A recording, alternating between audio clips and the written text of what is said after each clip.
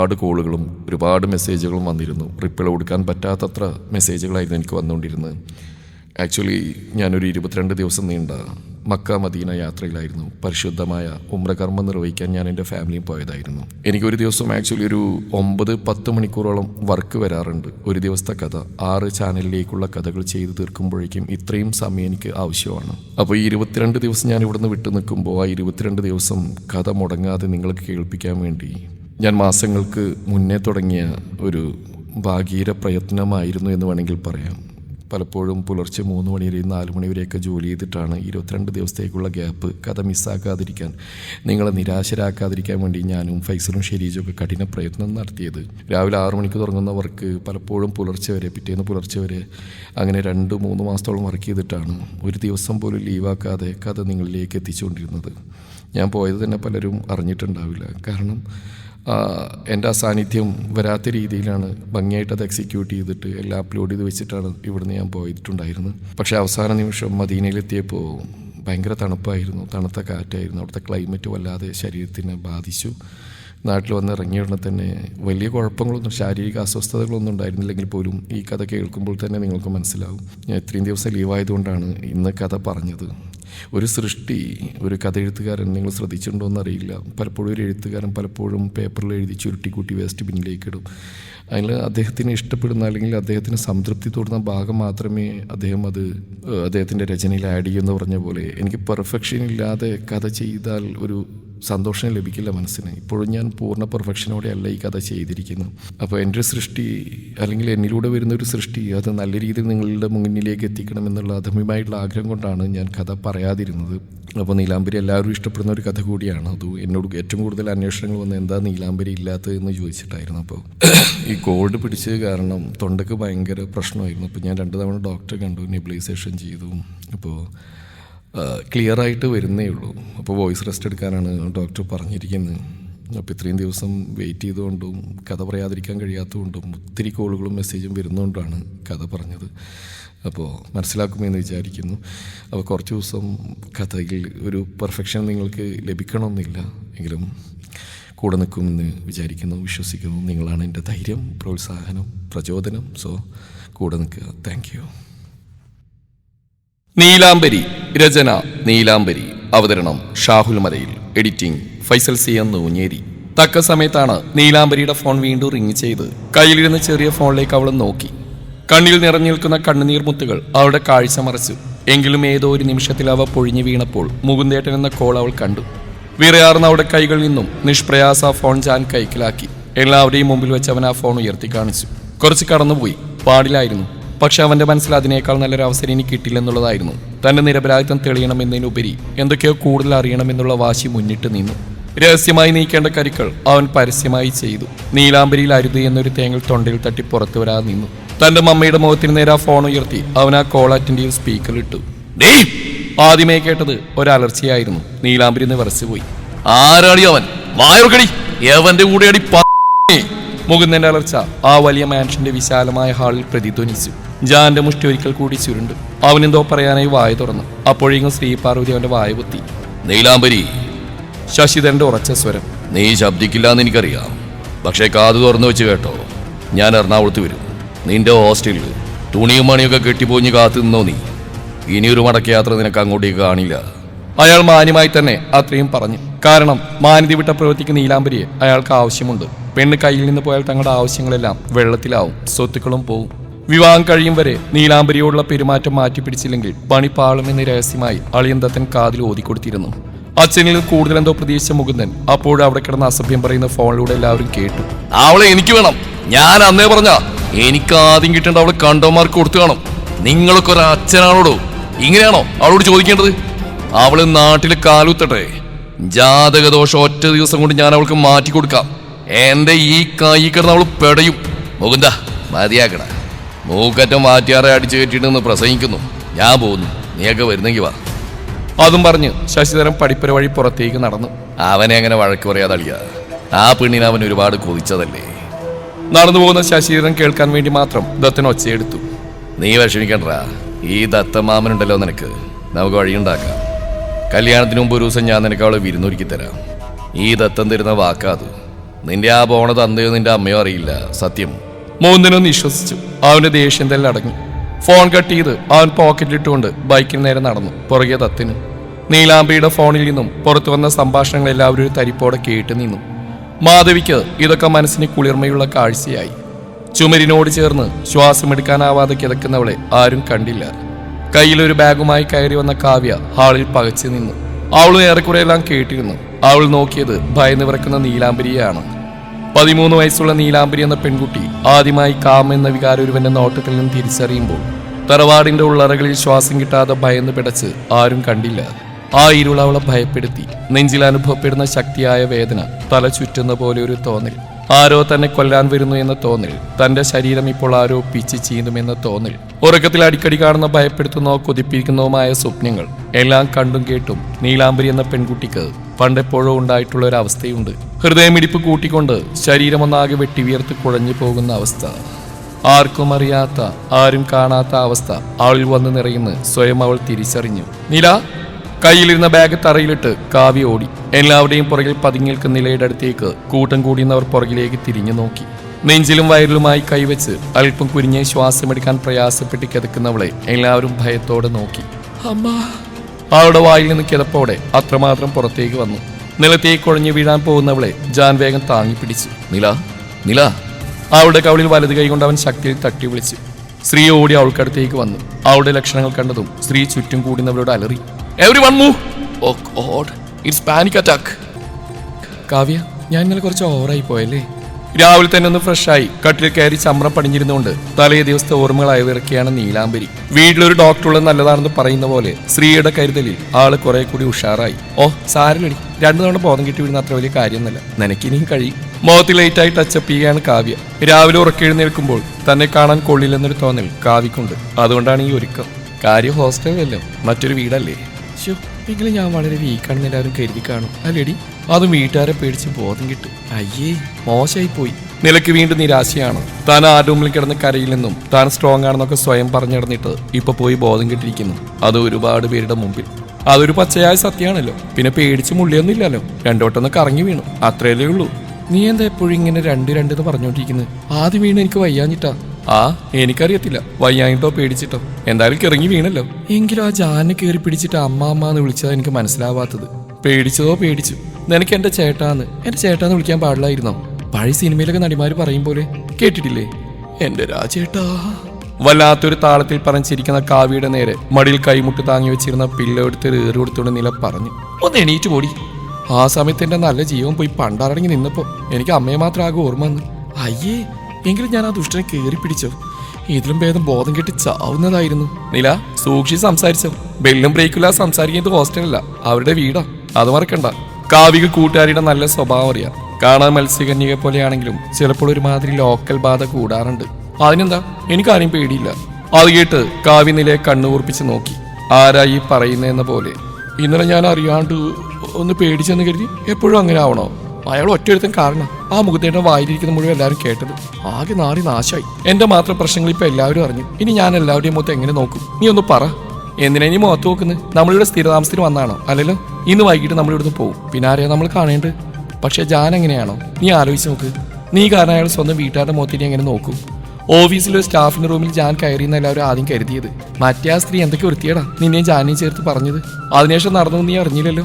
നീ ബോധം കിട്ട് പണ്ടാരടങ്ങിയില്ലേ? ശ്രീ മാഡം ജാനിന് ഒത്തിരി വഴക്ക് പറഞ്ഞു. നമ്മൾ കാണുമ്പോലല്ല ജാൻ. ഒന്നും മിണ്ടാ കൊച്ചുകുട്ടിയെ പോലെ പിണങ്ങി മുകളിലേക്ക് കയറിപ്പോയി. ഫുഡ് കഴിക്കാൻ കൂടി വന്നില്ല. പിന്നെ കിരൺ പോയിട്ടാ ജാനോട് ഒരുവിധം എല്ലാം സംസാരിച്ച് മനസ്സിലാക്കിയതും ഉണ്ടായ കാര്യങ്ങളൊക്കെ എല്ലാവരോടും പറഞ്ഞതും. അപ്പോഴും മറ്റേ പെണ്ണുമ്പോൾ എന്തൊക്കെയാ പറയുന്നുണ്ടായിരുന്നു. ജാന് സപ്പോർട്ട് ചെയ്ത് സംസാരിക്കുന്ന പോലെയാ അവർ ഓരോന്ന് പറയുന്നെങ്കിലും പുള്ളി എന്തോ നാണം കെട്ട പരിപാടി കാണിച്ച പോലെയാ അവർ വരുത്തി തീർക്കാൻ ശ്രമിച്ചത്. അതിന് എനിക്കെന്തോ, ഞാൻ പറഞ്ഞു എൻ്റെ ബാഗിൽ നിന്ന് ഫോൺ എടുത്ത് എനിക്ക് വന്ന കോൾ അറ്റൻഡ് ചെയ്ത് സംസാരിക്കാൻ. ഞാൻ ആകെ മൈൻഡ് ഔട്ടാണ്. അതാ റൂമിൽ കയറി ഡോർ ലോക്ക് ചെയ്ത്. ശരിക്കും ജാൻ സാർ അകത്തുനിന്ന് ഞാൻ കണ്ടില്ലടി. കണ്ടപ്പോൾ തിരികെ ഇറങ്ങിപ്പോകാൻ തുടങ്ങിയതാ. അപ്പോഴങ്ങേയുടെ കയ്യിൽ എൻ്റെ ഫോൺ ഇരിക്കുന്നുണ്ട്. പിന്നെ എന്തൊക്കെയാ അങ്ങ് നടന്നു. എല്ലാം കയ്യിൽ നിന്ന് പോയി. എനിക്ക് വായിൽ വന്ന് ഞാനങ്ങ് പറഞ്ഞുപോയി. പക്ഷെ അയാളുടെ ഒരു ദേഷ്യം. എൻ്റെ കാവ്യ, ഞാൻ പേടിച്ചു പോയടി. ആ ജഗ്ഗെറിഞ്ഞു പൊട്ടിച്ചെന്നെ വലിച്ചു കയറാൻ വന്നപ്പോഴാ ശ്രീമേണം തക്ക സമയത്ത് ഡോറിൽ മുട്ടിയത്. കൊച്ചുകുട്ടി പോലും. കൊച്ചുകുട്ടി എന്നല്ല, അയാൾ കുറച്ച് വലിയ കുട്ടി തന്നെയാ. ഒരുമാതിരി നോട്ടവും തൊടലും പിടിക്കലും ഒന്നും ശരിയല്ല. അവസാനം പറഞ്ഞ് കാവ്യ കേൾക്കാത്തവണ്ണം പയ്യായിരുന്നു. മനസ്സിൽ ഓർമ്മകളായി വിറക്കിക്കൊണ്ട് നില കാവ്യയോട് പറയുകയാണ്. ഒരു കാരണമില്ലാതെ ജാനോട് എന്തിനാ ദേഷ്യമെന്ന് മാത്രം ഈ പറയുമ്പോൾ അവൾ സ്വയം ചോദിച്ചുകൊണ്ടിരുന്നു. തൊടലും പിടിക്കലൊക്കെ തനിക്കും. അവൾ എന്തോർത്ത് സ്വയം തലക്കടിച്ചു. ഓഹോ, നീ ആരാ പുണ്യാൾത്തിയോ? നീ ജാനൊന്നും പറയാറില്ലല്ലോ.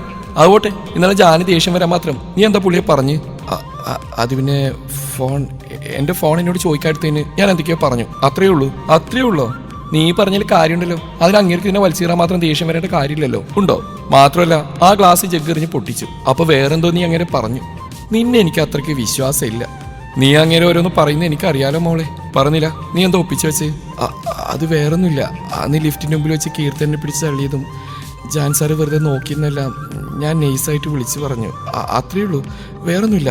സത്യം ഇതല്ല, ഇതിനപ്പുറം വിളിച്ച് പറയുന്നവളാണ് ഈ നീലാംബരി. അന്തസ്സായി ചെയ്യുകയും ചെയ്തു. പക്ഷെ ആ ഓർമ്മകളെല്ലാം തന്റെ പ്രിയപ്പെട്ട കൂട്ടുകാരി അറിഞ്ഞിട്ടില്ലല്ലോ. തന്നെ ഒറ്റക്കിട്ടുമ്പോൾ ജാൻ സാറിന് തന്നോട് എന്താ ഇങ്ങനെയെന്ന് അവൾ സ്വയം ഇൻവെസ്റ്റിഗേറ്റ് ചെയ്തുകൊണ്ടിരിക്കുന്നതേ ഉള്ളൂ. ബെസ്റ്റ് വലിച്ചു കീറല്ല, നിന്നെ തല്ലിക്കൊല്ലണം. അന്ന് കീർത്തനക്കിട്ട് ജാൻ സാർ അടിപൊട്ടിച്ച് നമ്മളോട് അന്ന് വൈകിട്ട് കിരൺ പറയാൻ നീ മറന്നുപോയോ? കാവ്യ പറയുമ്പോൾ നീലയൊന്നും ഞെട്ടി. എപ്പോ? എന്നോട് പറഞ്ഞില്ലല്ലോ. ഏയ് ഇല്ല, പറഞ്ഞില്ല. ഓഹ്, നീ എവിടെ കേൾക്കാനാ? അത് പൊറോട്ടയും ബീഫും കുത്തിക്കയറ്റുന്നിടക്ക് നീ ആരെയാ കേട്ടത്? നീയും ചപ്പാത്തിയും ചിക്കനും കുത്തിക്കയറ്റിയല്ലോ. പിന്നെന്താ? ഞാനൊന്നും കേട്ടില്ല. പക്ഷേ ജാൻ സാർ അവൾ തല്ലിയോ? പറ കാവ്യ. ആ തല്ലി. അത് മാത്രമല്ല, നമുക്ക് പുതിയ ഹോസ്റ്റൽ കണ്ടുപിടിച്ചെന്ന് ജാനാണ്. ഇന്നലെ ഹോസ്റ്റലിൽ പോയി നമ്മുടെ ഡ്രസ്സൊക്കെ പാക്ക് ചെയ്തുകൊണ്ടിരുന്നപ്പോ ചാക്കോച്ചേട്ടനും കിരണും കൂടി സംസാരിക്കുന്നത് ഞാൻ കേട്ടതാ. നമുക്ക് രണ്ടാൾക്കും സൗകര്യമുള്ള റൂം കൊടുക്കണമെന്നും പിന്നെ ശ്രദ്ധിച്ചോളണമെന്നും ജാന് വേണ്ടപ്പെട്ടവരാണെന്നും ഗാർഡിയന്റെ സ്ഥാനത്ത് ജാന്റെയും കിരണിന്റെയും പേര് വെക്കണം എന്നൊക്കെ ജാൻ ചാക്കോച്ചേനോട് വിളിച്ചു പറഞ്ഞു എന്ന്. പുള്ളിയും ശ്രീ മേഡത്തെ പോലെ പാവാടി. പിന്നെ കുറച്ച് ദേഷ്യമുണ്ടെന്നേ ഉള്ളൂ. ആ മൂന്ന് നിന്നെന്തോ മോശമായി പറഞ്ഞു എന്നാ കിരണിനോട് ജാൻ പറഞ്ഞു. അതുകൊണ്ടാ ജാൻ. കാവ്യ അവസാനം പറഞ്ഞ് മുഴുവിച്ചില്ല. കാരണം ഇനിയൊന്നും പറഞ്ഞ് നിലയെ വിഷമിപ്പിക്കരുന്ന കിരണിന്റെ വാർണിംഗ് ഉണ്ടായിരുന്നു. കാവ്യ, മുകുന്ദേട്ടൻ എന്താവും പറയുന്നതെന്ന് എനിക്കറിയാവുന്ന. എങ്കിലും ജാൻ സാർ ആദ്യം എന്താ കേട്ടത് അറിയോ നിനക്ക്? അയാൾ ഫോണിലൂടെ ആദ്യം ചോദിച്ച് നീ ആരുടെ കൂടെ. കാവ്യ അത് പറഞ്ഞു നിർത്തി. എന്നിട്ട് വീണ്ടും പറഞ്ഞു, പിന്നെ നീ ഫോൺ കിട്ടിയതാ ഹോസ്റ്റലിൽ വന്ന് നിന്നെ അയാള്. ജാന്റെ സ്ഥാനത്ത് ആരായാലും പ്രതികരിച്ചു പോകുന്നില്ല. അതിപ്പോ കിരണായാലും ഞാനായാലും. എന്തിന്? ശ്രീ മാഡത്തിന് പോലും അതൊക്കെ കേട്ടപ്പോൾ ദേഷ്യം വന്നു. നിനക്കറിയോ, ഇന്നലെ രാത്രി ജാൻ സാറ് മുറി കയറിയതാ. ഇതുവരെ ആരോടും സംസാരിച്ചിട്ടില്ല. കിരണിനോട് നടന്നൊക്കെ പറഞ്ഞിട്ട് റൂം ലോക്ക് ചെയ്തെന്നാ പറഞ്ഞു. ശ്രീ മാഡത്തിനോട് പോലും മിണ്ടുന്നില്ലാന്ന്. എല്ലാം കേട്ട് കഴിഞ്ഞപ്പോൾ നീലാംബരിയിൽ വല്ലാത്ത കുറ്റബോധമുണ്ടായി. എല്ലാത്തിനെയും കൂടെ താനും വളരെ മോശമായിട്ടാണ് സാറിനോട് സംസാരിച്ചത്. മാത്രമല്ല മുകുന്ദേട്ടനെ സപ്പോർട്ട് ചെയ്യുന്ന പോലെ താൻ പറഞ്ഞു. പാവം, എന്ത് കരുതി കാണും. അതിനിടയിൽ ആ സ്ത്രീ കൂടി സാറിന്റെ സ്വഭാവത്തെ സംശയിക്കും പോലെ തന്നെയും ചേർത്ത് പറഞ്ഞു. എല്ലാം ഞാൻ കാരണം. ഞാൻ എവിടെ ചെന്നാലും ഇങ്ങനെയൊക്കെയാ. നമുക്ക് പോവാം കാവ്യ. കിരണേട്ടനോട് പറഞ്ഞ് ടീമിൽ വേറെ ആൾക്കാരെടുക്കാൻ പറയാം. പ്ലീസ് കാവ്യ, നമുക്ക് പോയി കിരണേട്ടനോട് പറയാം. എന്നിട്ട് നമുക്ക് ഇപ്പൊ തന്നെ ഇവിടുന്ന് പോവാം. വാ കാവ്യ. അപ്പോഴേക്ക് റൂമിൽ ആരോ നോക്ക് ചെയ്യുന്ന ശബ്ദം കേട്ടിരുന്നു. നോക്കുന്നില്ല, നമുക്ക് പോവാം. അത് നീ പറഞ്ഞ കറക്റ്റാണ്. പക്ഷെ ഇപ്പോഴല്ല, ആദ്യം എല്ലാം ഒന്ന് ഓക്കെ ആവട്ടെ. എല്ലാം ഉണ്ടാക്കി വെച്ചിട്ട് ഇറങ്ങിപ്പോയ പോലെ ആർക്കും തോന്നരുത്. മനസ്സിലായി ഞാൻ പറയുന്നത്? നമുക്ക് പതിയെ കിരണിനോട് കാര്യങ്ങൾ പറഞ്ഞ് മനസ്സിലാക്കാം. കാവ്യ പോയി വാതിൽ തുറന്നു. ശ്രീയും കിരണുമാണ്. രണ്ടാളെയും ബ്രേക്ക്ഫാസ്റ്റ് കഴിക്കാൻ വിളിക്കാൻ വന്നതാണ്. നില, മോൾക്കിപ്പോൾ എങ്ങനെയുണ്ട്? ശ്രീ വാത്സല്യത്തോടെ ചോദിച്ചു. പക്ഷെ അവരുടെ മുഖത്ത് വല്ലാത്ത ദുഃഖം തളം കെട്ടി നിന്നു. കുഴപ്പമില്ല മാഡം, ഞാൻ ഓക്കെയാണ്. ശ്രീയുടെ മുഖത്ത് കൂടി നോക്കാൻ അവൾക്ക് കഴിഞ്ഞില്ല. അപ്പോഴേക്കും കിരൺ അവളെ തോളിലൂടെ ചേർത്ത് പിടിച്ചിരുന്നു. കിരണിന്റെ മനസ്സിൽ മറ്റൊന്നായിരുന്നു.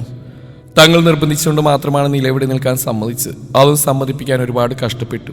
എന്നിട്ട് അവൾക്ക് ഇവിടെ ദുരനുഭവങ്ങൾ ഉണ്ടായി. താൻ കുറെ കൂടി ശ്രദ്ധിക്കണമായിരുന്നു. ശ്രീയമ്മക്കും ആകെ വിഷമമായി. നിലയെ പ്രൊട്ടക്ട് ചെയ്ത് സംസാരിക്കുമ്പോൾ സ്വന്തം മകന്റെ മാനസികാവസ്ഥ അമ്മയും നോക്കിയില്ല. പക്ഷേ ശ്രീയമ്മ ചെയ്താണ് ശരി. തങ്ങളെ മാത്രം വിശ്വസിച്ച് ഇവിടെ തങ്ങാൻ തയ്യാറായ രണ്ട് പെൺകുട്ടികളാണ് നിലയും കാവ്യയും. അവരുടെ സേഫ്റ്റി നമ്മുടെ കൈകളിലാണ്. ജാന്റെ കാര്യം ആലോചിച്ച് നോക്കിയാൽ അവന്റെ ഭാഗത്തും ശരിയുണ്ട്. പക്ഷെ അവന്റെ ദേഷ്യം എടുത്തിയാട്ടോ അല്പം കൂടിപ്പോയി.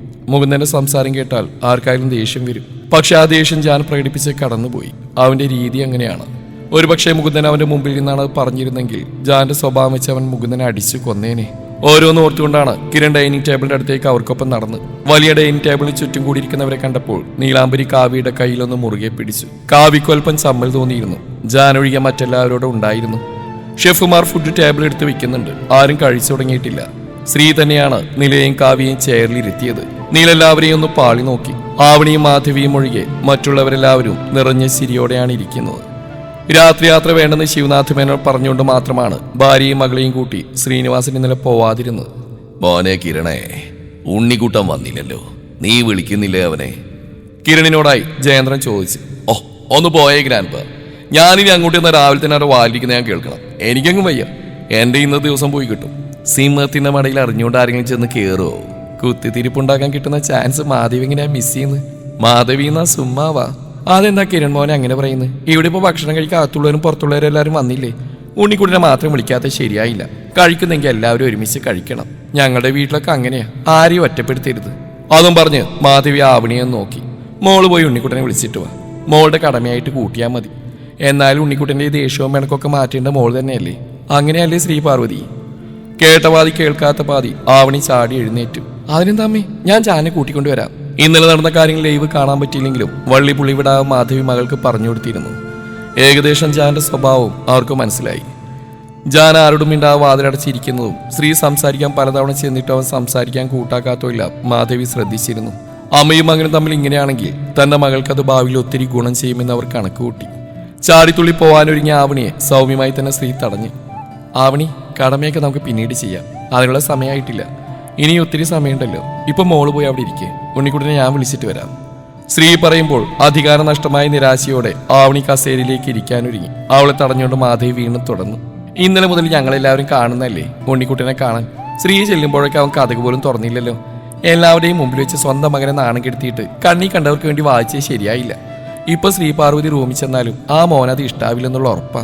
ആൺകുട്ടിയുടെ സ്വഭാവം അങ്ങനെയാ. എനിക്കുണ്ടൊരു മകൻ, അവന്റെ തീരുമാനത്തിന് ഞാൻ എപ്പോഴും ഒരു വില അവന് കൊടുക്കും. 2-3 ദിവസമായതേ ഉള്ളൂ മാധവി മാൻഷനിലെത്തിയിട്ട്. പക്ഷെ വർഷങ്ങളായി ഇവിടെയുള്ള മട്ടും ഭാവമാണ് അവരിൽ. ശ്രീയവരെ നിയന്ത്രിക്കുന്ന തരം സംസാരം കേട്ടപ്പോൾ എല്ലാവരിലും ഒരു അമ്പരപ്പുണ്ടായി. മാധവിയുടെ ഇടത് സൈഡിലിരുന്ന ശ്രീനിവാസൻ അവരുടെ കയ്യിൽ കയറി പിടിച്ചു. നീ എന്തൊക്കെ ഈ വിളിച്ചു പറയുന്നത്? വായടച്ചു മിണ്ടാണ്ടിരുന്നു, ഇല്ലെങ്കിൽ രാവിലെ തന്നെ ഞാൻ ഇവിടുന്ന് കൊണ്ടുപോകും. ആവണിയെ കിരൺ പറഞ്ഞ ഹോസ്റ്റലിൽ നിന്ന് തന്നെ ചേർക്കും. നിന്റെ ഫാമിലി ഉള്ളവരെ പോലുള്ളൊരു കുടുംബമല്ല ഇത്. ഇവരൊക്കെ പരസ്പരം സ്നേഹത്തോടെ കഴിയുന്നവരാ. എവിടെ പോയാലും കുത്തിത്തിരിപ്പുണ്ടാക്കാൻ നിനക്ക് സമാധാനാവില്ലേ? പിന്നെ നിന്റെ മകൻ, നീ വളർത്തിയതിൻ്റെ ഗുണങ്ങളാ ഞാൻ അവരിൽ ഏറ്റവും വലിയ കുറവായി കാണുന്നത്. ഞാൻ ചോര നീരാക്കിയ കാശി മുഴുവൻ നശിപ്പിച്ച ആ ഒറ്റ ഒരുത്തനാ ട്രിവാൻഡ്രത്ത് ഒരു മാളിൽ നിന്റെ സ്വപ്നം തകർത്ത് അവൻ ഒറ്റൊരുത്തൻ കാരണ ഇപ്പം ഈ കുടുംബം എനിക്കൊരു താങ്ങായിട്ട് നിൽക്കുന്നത്. നിന്റെ സ്വഭാവം കാരണം അതും കൂടി എനിക്കില്ലാണ്ടാവരുത്. പള്ളിയരിച്ചുകൊണ്ട് മാധവി കേൾക്കാൻ പാകത്തിന് അയാൾ പറഞ്ഞെങ്കിലും മറ്റുള്ളവർക്ക് അയാൾ അവരെ വഴക്ക് പറയുന്നെന്നുള്ളത് മനസ്സിലായി. അയാളുടെ നിസ്സായാവസ്ഥ മനസ്സിലാകെ മാൻഷനിലുള്ളവരൊന്നും സംസാരിക്കാൻ മുതിർന്നില്ല. അല്ലെങ്കിൽ അനാവശ്യമായ വെല്ലുവിളികളോ തർക്കങ്ങളോ ഒന്നും മാൻഷനിലുള്ളവർക്ക് ഇഷ്ടമല്ല. കാരണം അവർക്ക് സ്വയം അറിയാം അവരുടെ ഫാമിലിയുള്ളവർ എങ്ങനെയാണെന്നും അവരുടെ സ്നേഹം എങ്ങനെയാണെന്നും. അതിന് ആരും ഇവിടുന്ന് വരുന്നു, നിങ്ങൾ പോയിക്കോ. എൻ്റെ മോളൊരു ഹോസ്റ്റലിലും വരില്ല. അവളെ കെട്ടാൻ പോകുന്നവരുടെ വീടായത്, അവൾക്ക് അവകാശമുള്ള വീട്, അവൾ ഇവിടെ തന്നെ നിൽക്കും. മാധവി ശ്രീനിവാസന്റെ കാതിൽ അടക്കം പറഞ്ഞു കഴിഞ്ഞപ്പോഴേക്കും ശ്രീ മുകളിലേക്ക് കയറി പോകുന്നതാണ് എല്ലാവരും കണ്ടത്. പുറമേക്കിരുന്നു. ആവണി ചെറിയ ചമ്മലോടെ തിരികെ കസേരയിലേക്ക് ഇരുന്നു. തങ്ങളുടെ എതിരെ ഇരിക്കുന്ന നിലയെയും കാവ്യയും ആവണിയും മാധവിയും പുച്ഛത്തോടെ നോക്കിയിരുന്നു. ഈ കൊച്ചെ, നീ ഇന്നലെ രാത്രി ഇവിടെ ആയിരുന്നു നിന്റെ വീട്ടിൽ വിളിച്ചു പറഞ്ഞിരുന്നോ? ആരായിരുന്നു നിന്നെ ഇന്നലെ ഫോണിൽ കൂടി ചീത്ത പറഞ്ഞ്? നിലയോടാണ് മാധവിയുടെ ചോദ്യം. അവൾ ആകിയിരുന്നു പരിങ്ങി. അതുകൊണ്ട് ശിവനാഥമേനോൻ ശ്രീനിവാസനോടായി പറഞ്ഞു. ശ്രീനി, ഇവര് ഞങ്ങളുടെ ഓഫീസിലെ സ്റ്റാഫ്സാ. ഇത് കാവ്യ, ഇത് നീലാംബരി. കിരണിന്റെ സുഹൃത്തുക്കൾ കൂടിയാ. ഇന്നലെ രാവിലെ നിലക്ക് ചെറിയൊരു തലറക്കം ഉണ്ടായി. അങ്ങനെ ഞങ്ങൾ നിർബന്ധിച്ച് ഇവിടെ പിടിച്ചു നിർത്തിയതാ. കുട്ടിയുടെ വീട്ടിൽ അമ്മാവൻ കുറച്ച് സ്ട്രിക്റ്റാ. വിവാഹം ഉറപ്പിച്ച കുട്ടിയാ. അമ്മാവൻ്റെ മകനായിട്ട് ഫോണിൽ വിളിച്ചിട്ട് കിട്ടാഞ്ഞപ്പോൾ ആ പയ്യന് ദേഷ്യമായി. ദേഷ്യത്തിൻ്റെ കാര്യത്തിൽ ഇപ്പോഴത്തെ പിള്ളേരൊക്കെ കണക്കാ. കണ്ടില്ലേ, ഇവിടെ ഒരുത്തം വഴക്കും കൂടി പിണങ്ങി കിടക്കുന്നു. അതുപോലൊക്കെ തന്നെയാണ് എല്ലാ വീട്ടിലും. അത് നമ്മുടെ പ്രിയപ്പെട്ടവരോടുള്ള അവരുടെ സ്നേഹവും കരുതലൊക്കെ കൊണ്ടാ ദേഷ്യമായിട്ട് പുറത്തു വരുന്നത്. അത്രയേ ഉള്ളൂ. അപ്പം മോളുടെ അച്ഛനും അമ്മയൊക്കെ എന്ത് ചെയ്യുന്നു? ശ്രീനിവാസ ഒരു ചിരിയോടെ നീലാംബരിയോട് ചോദിച്ചു. അറിഞ്ഞിട്ടെന്തിനാ, മോന് പെണ്ണാലോചിക്കാനാണോ? മാധവി ശ്രീനിവാസന്റെ ചെവി കടിച്ചു. എന്നിട്ട് ഒച്ചത്തിൽ പറഞ്ഞു. അത് പിന്നെ വീട്ടുകാരെ കുറ്റപ്പെടുത്തിയിട്ടൊന്നും കാര്യമില്ല. ജോലിക്കെന്നും പറഞ്ഞ അവർ മക്കളെ വിശ്വസിച്ച് ആ ഹോസ്റ്റലിലൊക്കെ നിർത്തുന്നു. അവിടെ ഇവിടെയും തലയിറങ്ങി വീണിട്ട് വീട്ടിലുള്ളവർ വിളിക്കുമ്പോൾ മറ്റാരെങ്കിലും ഫോൺ എടുത്താൽ വീട്ടുകാർ പേടിക്കില്ലേ? നമ്മുടെ കഷ്ടകാലത്തിന് ഉണ്ണിക്കുട്ടൻ കയറി ഫോൺ എടുത്തു. ഈ കൊച്ചിനെ കെട്ടാൻ പോകുന്ന ദേഷ്യക്കാരനാണെന്ന് കരുതി കുടുംബത്തിൽ പിറന്ന പയ്യന്മാരെ കയറി തെറി വിളിക്കാൻ നിന്നാലേ അവർക്ക് ദേഷ്യം വരില്ലേ? ഈ പെണ്ണിനോടുള്ള ദേഷ്യ ഉണ്ണിക്കുട്ടൻ നില കാണിച്ച് ഇപ്പൊ എന്തായി? അമ്മയും മോനും തമ്മിൽ തെറ്റി, അത്ര തന്നെ. മാധവിക്ക് പറഞ്ഞിട്ടും മതി വരുന്നില്ല. ശ്രീനിവാസനാകെ വല്ലാണ്ടായി. ഈ പൂതനെ ഇങ്ങോട്ടേക്ക് കൊണ്ടുവരേണ്ടിയിരുന്നില്ലെന്ന് അയാൾ ചിന്തിച്ചു പോയി. നീലാംബരി കാവ്യയുടെ കയ്യിൽ പിടിമുറുക്കി. അവളാകെ അസ്വസ്ഥയായിരുന്നു. നിന്റെ തന്തയും തള്ളയൊക്കെ എവിടെയാ? ഉണ്ടോ അതോ? ഇത്തവണ മാധവിയുടെ ചോദ്യം കേട്ടപ്പോൾ കാവ്യക്ക് നല്ലപോലെ ദേഷ്യം വന്നു. പരിസരം നോക്കാൻ എന്തെങ്കിലും വിളിച്ചു പറഞ്ഞു പോകുമെന്നൊരു ഭയവും അവൾക്കുണ്ടായിരുന്നു. ജയേന്ദ്രനും കനകവും മുഖത്തോട് മുഖം നോക്കി. ഒന്നും മിണ്ടണ്ട ജയേട്ട, എന്തായാലും ഈ താടക ഇന്ന് പോവും. അതിനിടയിൽ ഒരു മുഷ്ടിയിൽ വേണ്ട. ഈ കുട്ടിയോട് ഇനി നമ്മളാരെയും കാണാൻ പോകുന്നില്ല. ഇതൊക്കെ കണ്ട് നമുക്കൊരു മൂലയിൽ ഇരിക്കാം. ഇതൊക്കെ കാണുമ്പോൾ ഹാപ്പി ഹോർമോൺസ് ഉണ്ടാവും. നിങ്ങൾക്കതറിയോ? വല്ലാത്തൊരു മനസ്സ് തന്നെ നിന്റെ, പറയാണ്ടിരിക്കാൻ വയ്യ കനകം. ജയേന്ദ്രൻ കനകത്തെ നോക്കി കൈമറത്തി. മാധവിക്കുള്ള മറുപടി നൽകിയത് ശിവനാഥ് മേനോനാണ്. അച്ഛനും അമ്മയൊക്കെ ഉണ്ട്. എന്തായാലും ആവണി ഇവർ രണ്ടാളെയും പരിചയപ്പെട്ടു വെച്ചോ. ഒരുമിച്ച് വർക്ക് ചെയ്യാനുള്ളതല്ലേ. ഹോസ്റ്റലിൽ നിന്ന് ഒരുമിച്ച് ഓഫീസിൽ വരാനും പോകാനൊക്കെ കൂട്ടായല്ലോ. ശിവനാഥിന്റെ വാക്കിൽ കേട്ട് മാധവിക്ക് വീണ്ടും ഒരു അവസരം വീണിട്ടിയ പോലെയാണ് തോന്നിയത്. അവർ ആവണിയുടെ കയ്യിൽ ചുരണ്ടാൻ തുടങ്ങി. അത് മനസ്സിലായെന്ന പോലെ ആവണി പറഞ്ഞു, അങ്കിൾ ഞാൻ കരുതുന്നത് നിങ്ങൾക്ക് ഇവിടെ ഉള്ളപ്പോൾ ഞാനിതിനെ ഹോസ്റ്റലിൽ പോയി നിൽക്കുന്നത്. ജാനും ഇവിടെ നാളെ ഓഫീസിൽ പോകുന്നത്. ഞാനിവിടെ താമസിക്കുകയാണെങ്കിൽ ഞങ്ങൾക്ക് ഒരുമിച്ച് കുറച്ച് ടൈം സ്പെൻഡ് ചെയ്യായിരുന്നു. അല്ല അങ്കിളുടെ കുടുംബത്തിനും ബുദ്ധിമുട്ടാണെങ്കിൽ വേണ്ട. ഏയ് എന്ത് ബുദ്ധിമുട്ട്? ഒരു ബുദ്ധിമുട്ടുമില്ല മോളെ. നീ ഇവിടെ നിൽക്കുന്നതിൽ ഞങ്ങൾക്ക് സന്തോഷമേ ഉള്ളൂ. ഞാനത് ശ്രീനിയോട് സൂചിപ്പിച്ചു പോവാ. പക്ഷെ ഇവന് മോളെ ഹോസ്റ്റലിൽ നിർത്തണമെന്ന് ഒരേ നിർബന്ധം. ശിവനാഥ് പേര് പറയുന്ന കേട്ടപ്പോൾ മാധവി ശ്രീനിവാസനെ തറപ്പിച്ച് നോക്കി. അത് നിങ്ങൾക്കൊരു ബുദ്ധിമുട്ടാവുന്ന കരുതിയ ശിവ ഞാൻ നീ പറഞ്ഞ് എതിർത്ത്. അല്ലാതെ എൻ്റെ മോള് നിന്റെ വീട്ടിൽ നിൽക്കുന്നെങ്കിൽ എനിക്ക് എന്ത് എതിർപ്പ് വരാനാ? സന്തോഷം മാത്രമേ ഉള്ളൂ, സമാധാനവും. കാവ്യ നിലയും ഒരു കേൾവിക്കാരെ പോലെ അങ്ങോട്ടും ഇങ്ങോട്ടും നോക്കിയിരുന്നു. എങ്കിലും ഇരുവർക്കൊരു കാര്യം മനസ്സിലായി. ജാന്റെ ഭാഗ്യവധുവാണ് തങ്ങളുടെ മുമ്പിലിരിക്കുന്ന ആവണിയെന്ന്.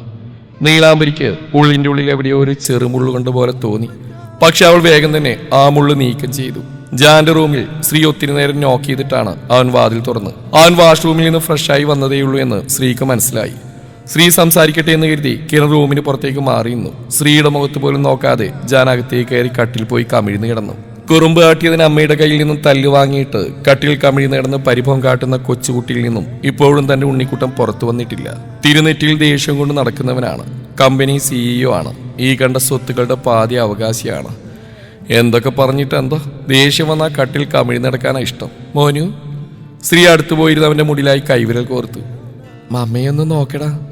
അവനൊരു കുലുക്കമില്ല. മമ്മ ചെയ്തതിൽ എന്താടാ തെറ്റ്? അത് പറഞ്ഞാൽ ഉണ്ണിക്കുട്ടൻ പറയുന്ന എന്തും അമ്മ അനുസരിക്കും. മോൻ പറ, ഒരു തെറ്റ് പറ. ആ കുട്ടിയോട് നമ്മളെ വിശ്വസിച്ചാൽ ഈ വീട്ടിൽ വന്ന്, എന്നിട്ടോ ആ മോൾക്ക് എന്താ ഇവിടെ ഉണ്ടായത്? മോനും കണ്ടതല്ലേ ആ മാധവി അതിനെ കൊത്തിപ്പറിച്ച്. ഉണ്ണിക്കുട്ട, ആ കുട്ടിയുടെ മാനസികാവസ്ഥ എന്താടാ നീ മനസ്സിലാക്കാത്തത്? പറ മോനു. ഒരിക്കലെങ്കിലും അത് തൻ്റെ അമ്മയെ കാണുന്ന ആ നിമിഷങ്ങളിൽ ചിന്തിച്ചിട്ടുണ്ടാവില്ലേ? അത്രയ്ക്ക് മെന്റൽ പ്രഷർ താങ്ങാൻ കഴിയാഞ്ഞിട്ടാവണം ആ കുട്ടിക്ക് പാനിക് അറ്റാക്ക് വന്നു പോലും. ഒരു പക്ഷേ സ്വന്തം വീട്ടിൽ വെച്ചാണ് ഇങ്ങനെ ഒരു അനുഭവം ഉണ്ടായതെങ്കിൽ അത് ആ കുട്ടിയെ സംബന്ധിച്ച് ചിലപ്പോൾ ശീലമുള്ള കാര്യമായിരിക്കും. സോ അതവൾ സഹിച്ചേനെ.